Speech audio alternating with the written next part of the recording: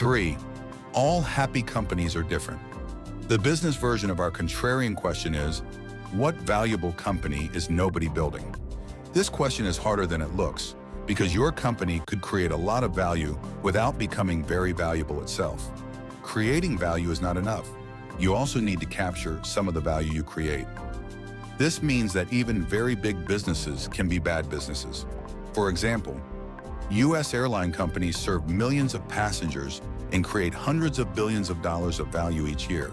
But in 2012, when the average airfare each way was $178, the airlines made only 37 cents per passenger trip. Compare them to Google, which creates less value but captures far more. Google brought in $50 billion in 2012 versus $160 billion for the airlines. But it kept 21% of those revenues as profits, more than 100 times the airline industry's profit margin that year. Google makes so much money that it's now worth 3 times more than every U.S. airline combined. The airlines compete with each other, but Google stands alone. Economists use 2 simplified models to explain the difference: perfect competition and monopoly. Perfect competition is considered both the ideal and the default state in Economics 101. So-called perfectly competitive markets achieve equilibrium when producer supply meets consumer demand. Every firm in a competitive market is undifferentiated and sells the same homogeneous products. Since no firm has any market power, they must all sell at whatever price the market determines. If there is money to be made, new firms will enter the market, increase supply, drive prices down, and thereby eliminate the profits that attracted them in the first place. If too many firms enter the market, they'll suffer losses, some will fold, and prices will rise back to sustainable levels. Under perfect competition, in the long run, no company makes an economic profit. The opposite of perfect competition is monopoly. Whereas a competitive firm must sell at the market price, a monopoly owns its market, so it can set its own prices. Since it has no competition, it produces at the quantity and price combination that maximizes its profits. To an economist, every monopoly looks the same, whether it deviously eliminates rivals, secures a license from the state, or innovates its way to the top. In this book, we're not interested in illegal bullies or government favorites. By monopoly, we mean the kind of company that's so good at what it does that no other firm can offer a close substitute. Google is a good example of a company that went from 0 to 1. It hasn't competed in search since the early 2000s, when it definitively distanced itself from Microsoft and Yahoo. Americans mythologize competition and credit it with saving us from socialist breadlines. Actually, capitalism and competition are opposites. Capitalism is premised on the accumulation of capital, but under perfect competition, all profits get competed away. The lesson for entrepreneurs is clear. If you want to create and capture lasting value, don't build an undifferentiated commodity business. People tell. How much of the world is actually monopolistic? How much is truly competitive?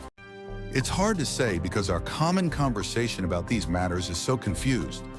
To the outside observer, all businesses can seem reasonably alike, so it's easy to perceive only small differences between them. Truly. But the reality is much more binary than that.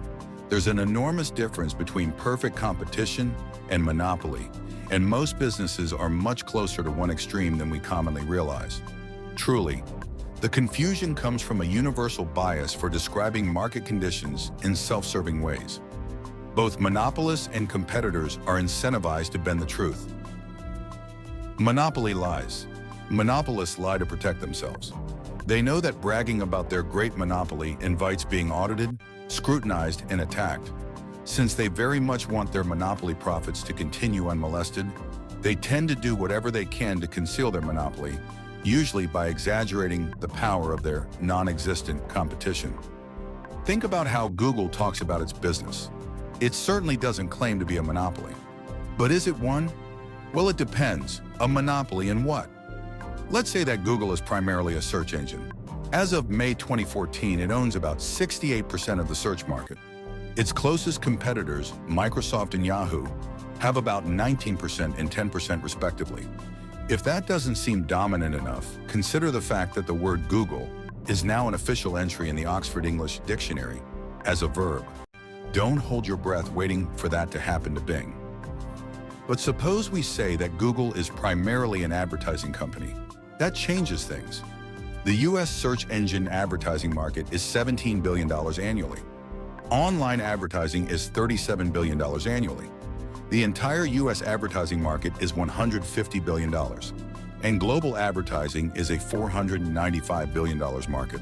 So even if Google completely monopolized US search engine advertising, it would own just 3.4% of the global advertising market. From this angle, Google looks like a small player in a competitive world. Truly, what if we frame Google as a multifaceted technology company instead? This seems reasonable enough. In addition to its search engine, Google makes dozens of other software products, not to mention robotic cars, Android phones, and wearable computers. But 95% of Google's revenue comes from search advertising. Its other products generated just $2.35 billion in 2012, and its consumer tech products a mere fraction of that. Since consumer tech is a $964 billion market globally, Google owns less than 0.24% of it, a far cry from relevance, let alone monopoly. Framing itself as just another tech company allows Google to escape all sorts of unwanted attention, competitive lies. Non-monopolists tell the opposite lie: we're in a league of our own. Entrepreneurs are always biased to understate the scale of competition.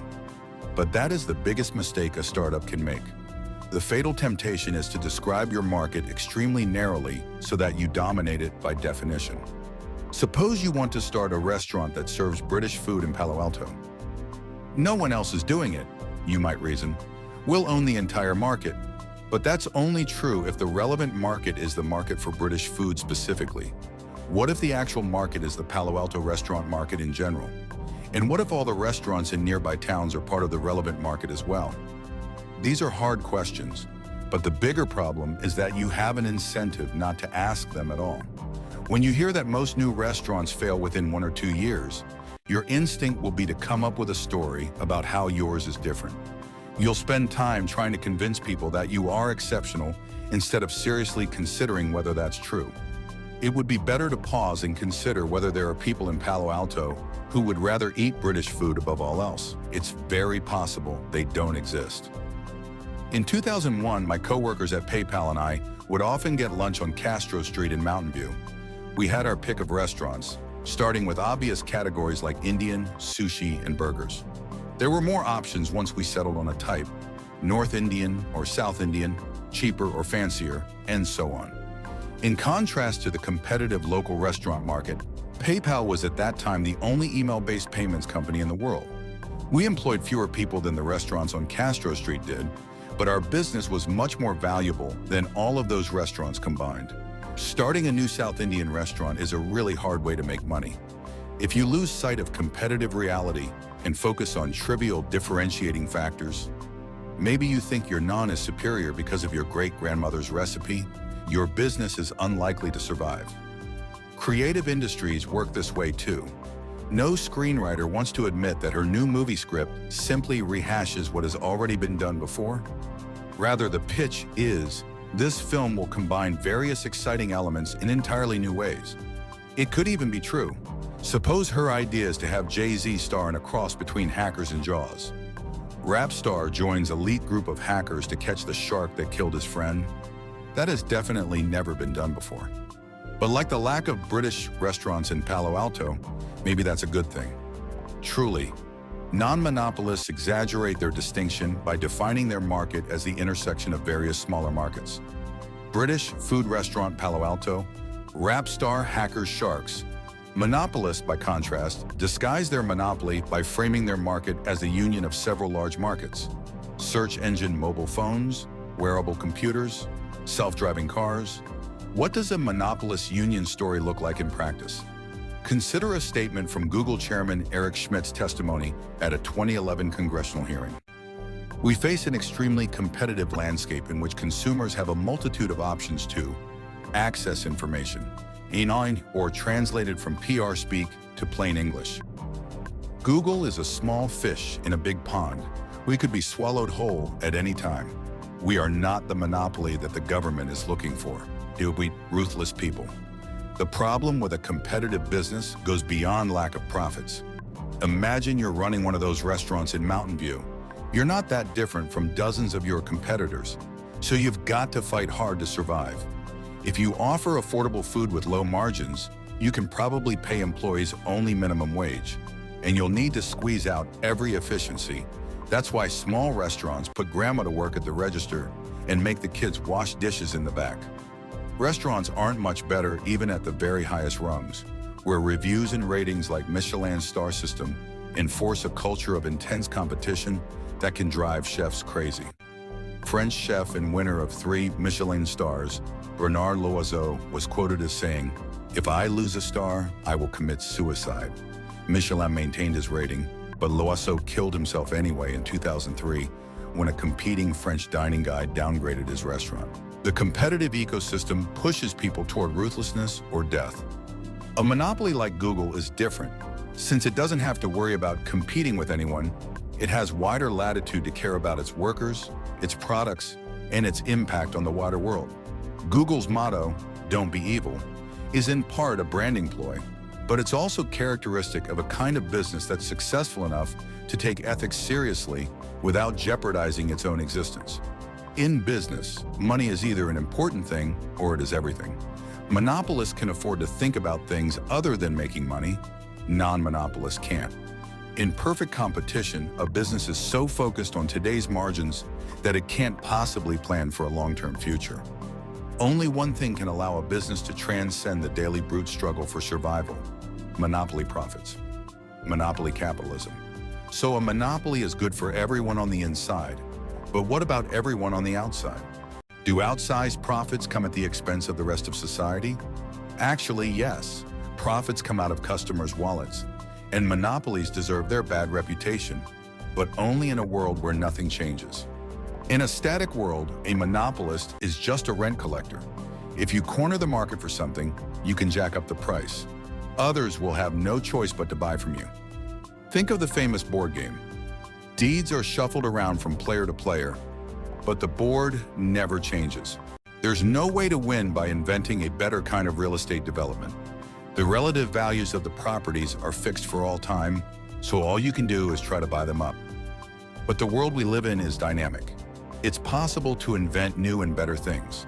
Creative monopolists give customers more choices by adding entirely new categories of abundance to the world.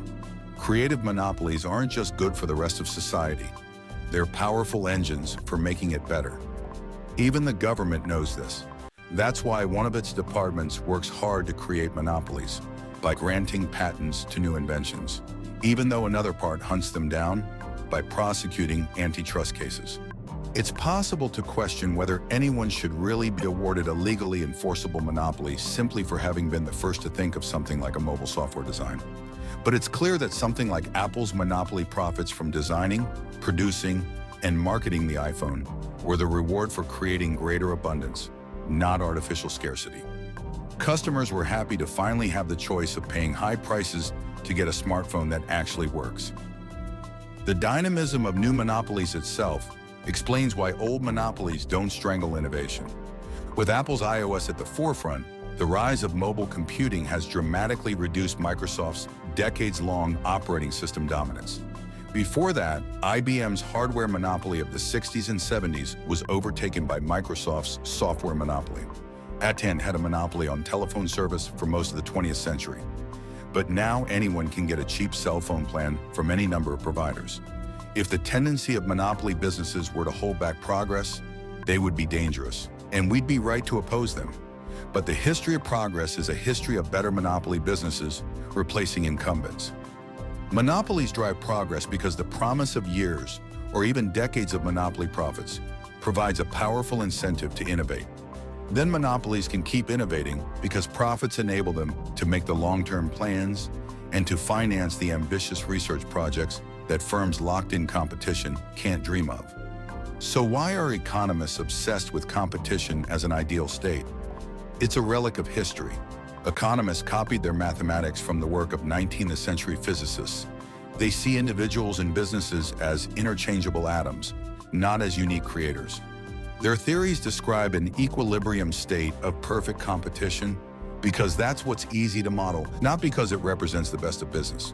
But it's worth recalling that the long-run equilibrium, predicted by 19th century physics, was a state in which all energy is evenly distributed and everything comes to rest, also known as the heat death of the universe. Whatever your views on thermodynamics, it's a powerful metaphor. In business, equilibrium means stasis, and stasis means death. If your industry is in a competitive equilibrium, the death of your business won't matter to the world. Some other undifferentiated competitor will always be ready to take your place. Perfect equilibrium may describe the void that is most of the universe. It may even characterize many businesses. But every new creation takes place far from equilibrium. In the real world outside economic theory, every business is successful exactly to the extent that it does something others cannot. Monopoly is therefore not a pathology or an exception. Monopoly is the condition of every successful business. Tolstoy opens Anna Karenina by observing, "All happy families are alike. Each unhappy family is unhappy in its own way. Business is the opposite. All happy companies are different. Each one earns a monopoly by solving a unique problem. All failed companies are the same. They failed to escape competition.